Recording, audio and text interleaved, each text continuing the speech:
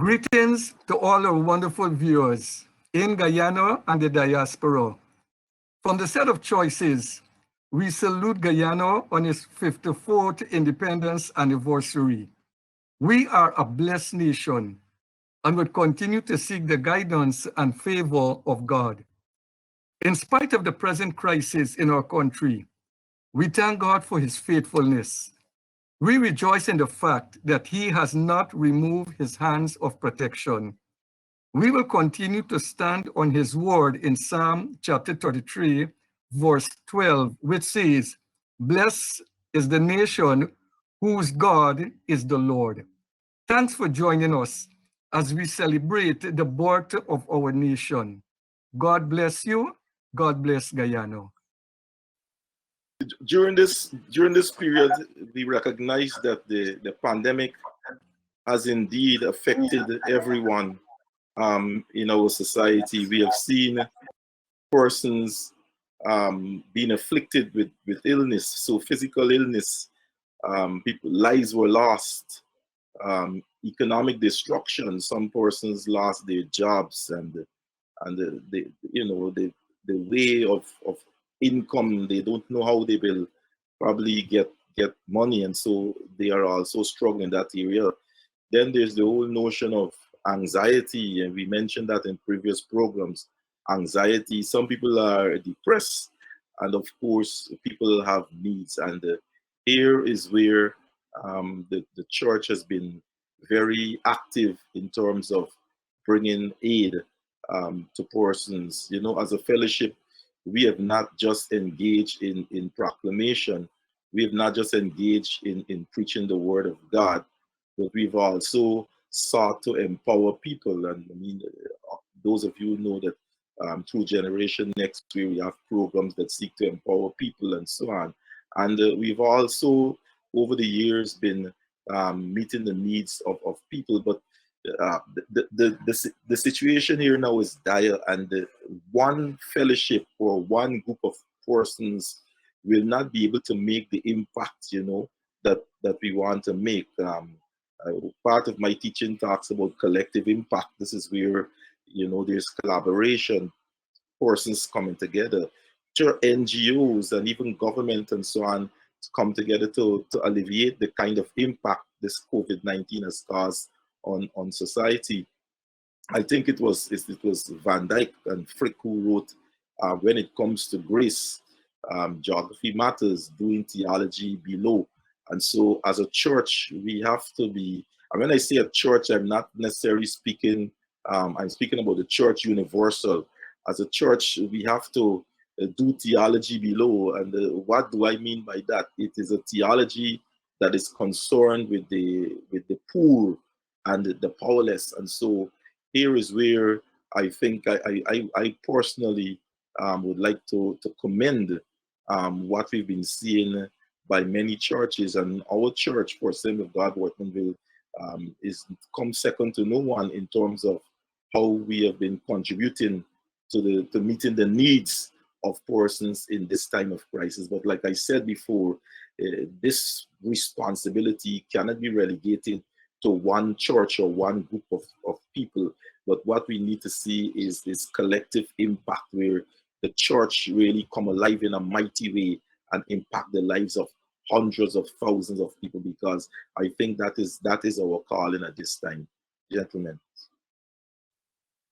Thank you very much, both of you gentlemen, for those very kind and very defining statements. For the last 100 years, theology has prepared us to minister in a particular format. Principally, the church has been geared to operate from the pulpit, the area of the pulpit, and the congregation.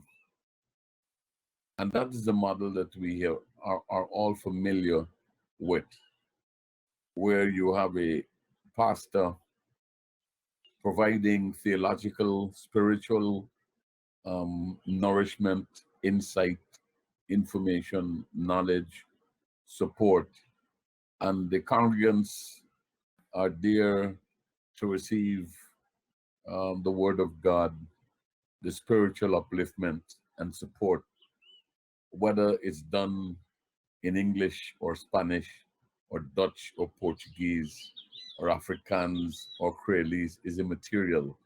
The whole idea is that structure is one that we have seen and we are quite familiar with it. That structure has been under test over the last 4 months or 5 months, right across the world. We have seen lots of pastors are faced with the dilemma how to pastor from a distance. As a result of this pandemic, that has become the challenge. How to pastor from a distance. The model that we are familiar with is doing the work of God shoulder to shoulder. It now seems as though we have to do the work of God device to device. Like you are looking at this program and we are not together physically. We are together spiritually, intellectually, but we are bringing a collaborative approach that is whole to you. And we have had to struggle with this, but we are doing it. And the question I ask myself every day is this the new normal? Are we going to be able to ever come back in our very large numbers in a given environment? I don't know. Until we can find a resolution to this pandemic, because even the exactness of science is being questioned by scientists themselves. What is the real problem? Science is supposed to be something that is exact, something that you don't question. Scientists are now questioning each other about the nature, the origin, and this pandemic. By the grace of God, while those things are happening, people are living, babies are being born, people are dying. People are dying. People are dying. We have to have new methods how to conduct funerals. I myself have been involved in this new normal in the church and at funeral parlors, conducting funerals. Some of my colleagues here, they've had the same thing. Last Sunday, I became a part of the exercise to distribute hundreds of hampers, quality hampers, to mothers. It's quite an experience. And I know that there are other groups, churches, NGOs involved in this exercise. You know what bothers me?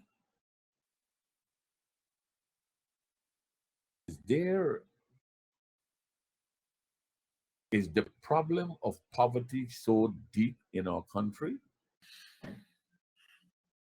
You mean we have such need across not just the city, but the country? Questions. And so if this is so, we have our work cut out.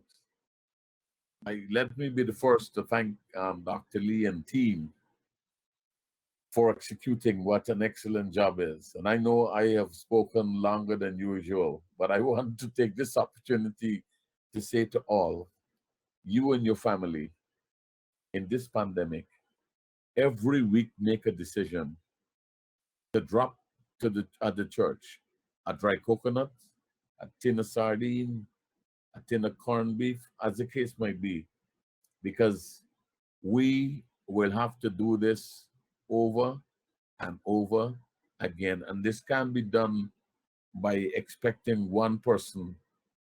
I am challenging families, Christian families, families, period.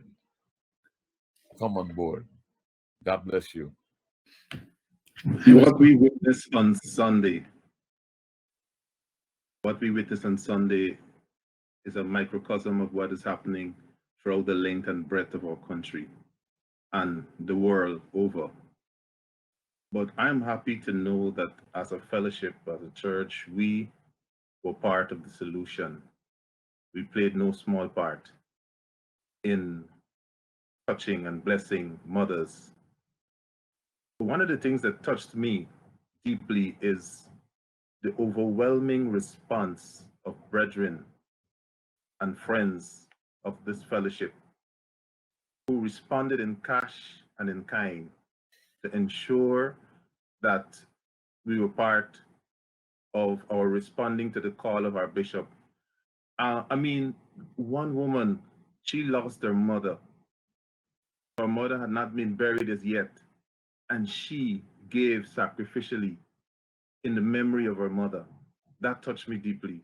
One woman from overseas, she called her relatives way in Berbice to ensure that they delivered items to be a blessing to mothers.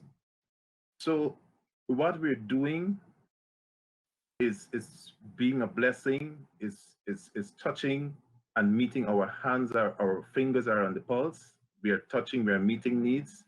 And we have to continue, like our bishop said, we have to continue to do this because it is making a difference. It is touching lives. And our message would not change, but our methods will do. And you know, one of the things I am thankful for is, as a fellowship, we continue to have a leader who empowers people, who equips people. And one of the things our mission statement states that we empower young children and youth to live a purpose-driven life.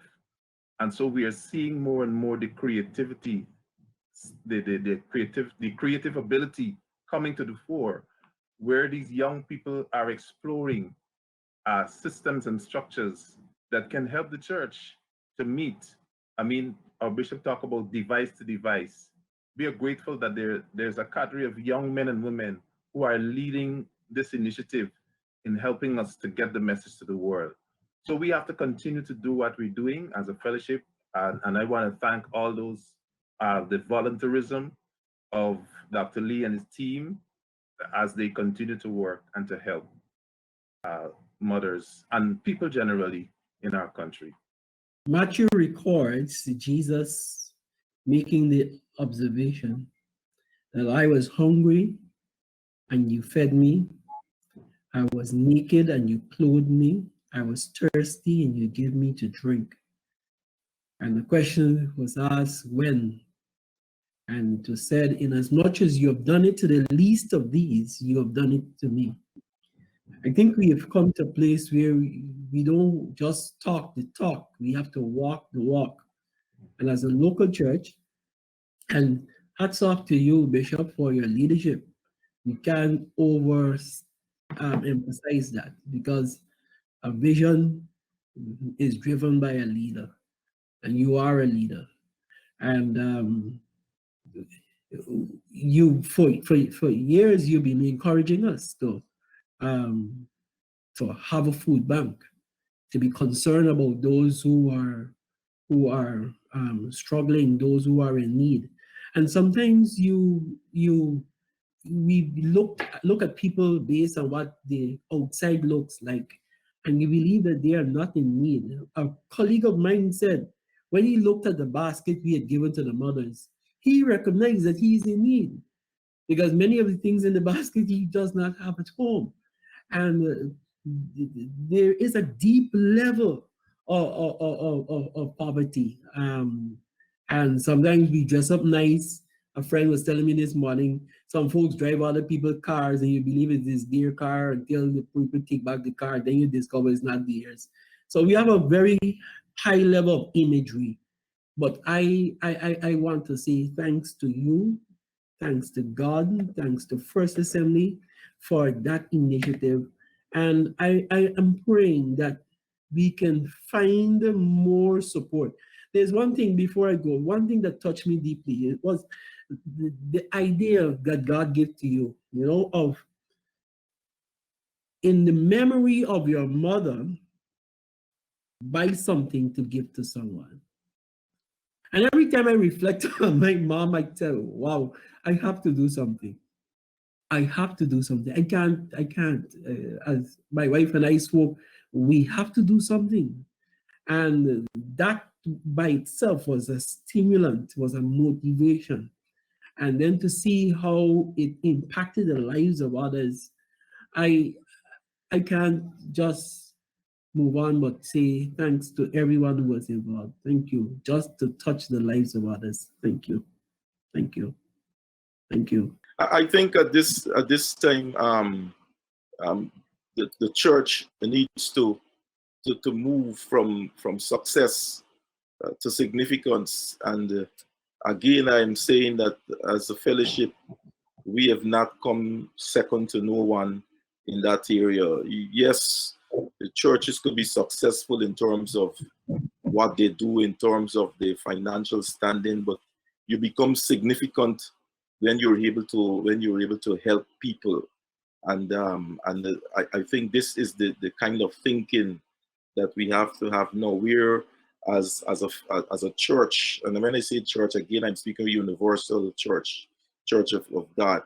Here is where the churches must now desire to meet out and to help the poor and the powerless, because those kinds of people will always be with us. But I think, Bishop, even as I was reading the article that you asked us to go through, it talks about attempting to run a marathon race as though it is a sprint.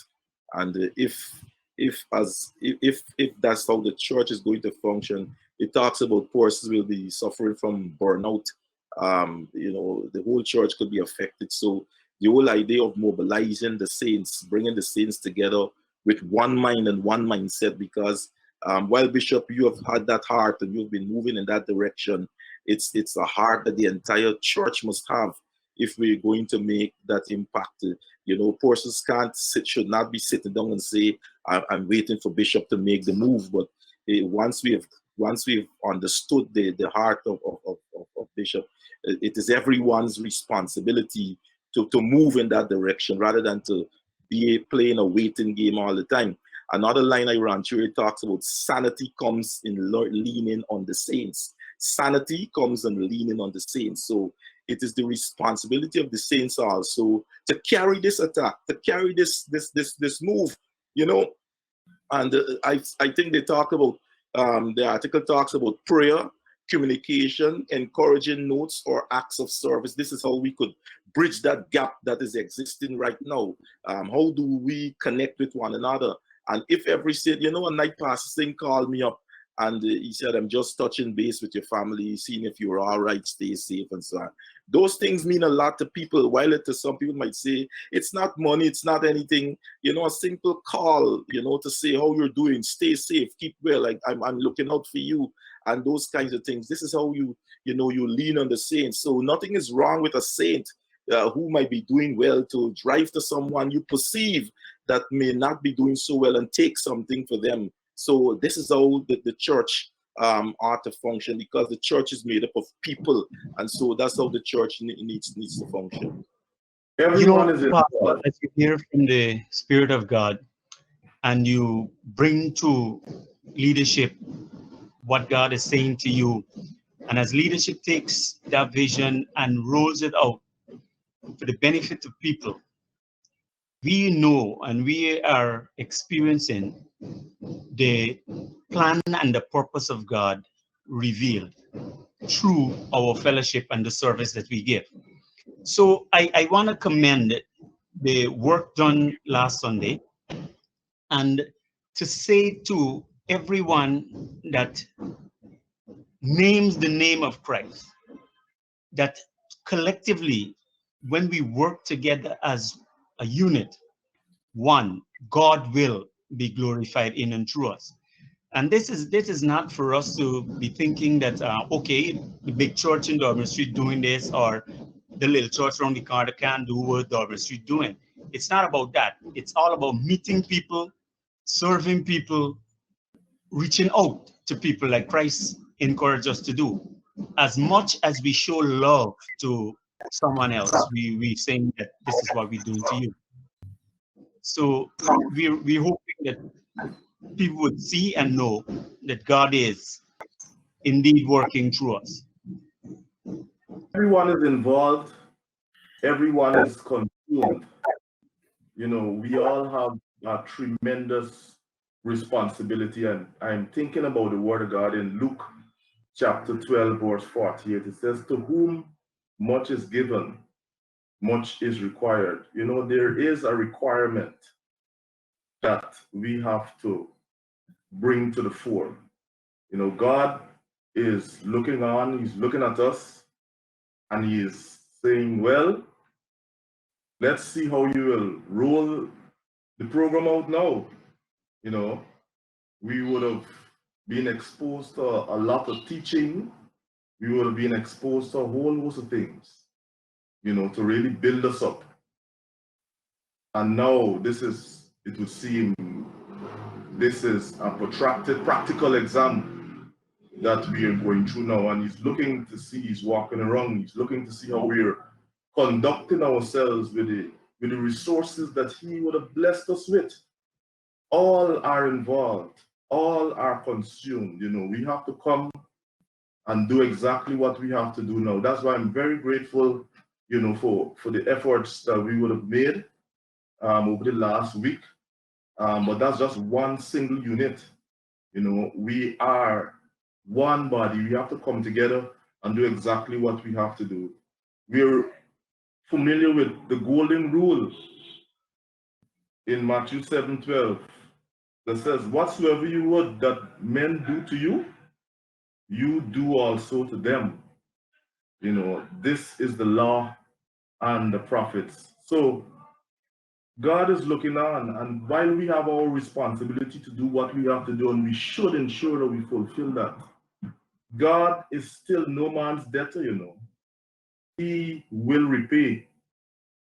And listen, God interests in ordinary. When God comes to bless you, it's something else. And once again, the cycle continues.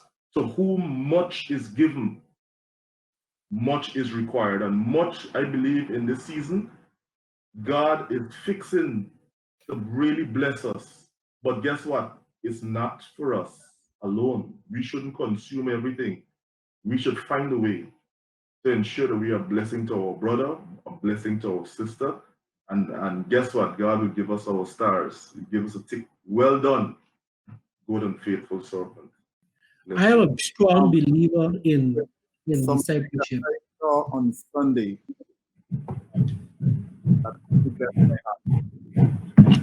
in the height of the distribution, a vehicle, I think it was a 4x4, I'm sure it was a Fortuner or what, drove up in front of Generation X. And the gentleman came out and he said that he heard about the distribution and he has brought some stuff to distribute. He brought, I think it's 2 bags of flour, and in those bags, I think it's packed 1 kilogram or might be 2 kilograms of flour. He brought that, and I'm trying to remember what else he brought. The point is that while we were distributing, some persons passed in minibuses, they saw and they stopped, forget where they were going, and they stopped to receive what was being distributed. But here they were this one gentleman who heard about the distribution. I don't know which fellowship or whether he's a Christian or not, that's not the point. But he stopped, brought something to make a contribution to strengthen our hands in what we were doing. So I want to encourage persons. It's not whether you're from a big church or a small church, but if God has laid upon your heart, the importance, the significance of helping others, drop by and be a blessing like this gentleman did. I was making the point, Dr. Lee, following up on what you just said. There's the whole issue of discipleship, meaning that each one help one to become one. And what this program also does is to help us to see, all of us to see, what important role we can play, what we can do, we all can do in this entire process, rather than just pulling out our hair or just complaining. There's something we can do, and there is something little, and that was what was so powerful about the vision.